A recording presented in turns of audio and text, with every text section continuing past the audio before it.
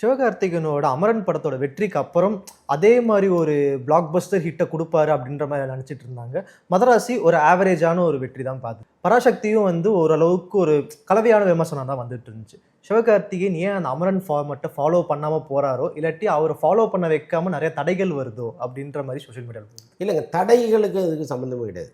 எப்போ வந்து கதையை நம்பாமல் நீங்கள் இயக்குனரை நம்புறீங்களோ அங்கே வந்து நீங்கள் விழுறீங்க.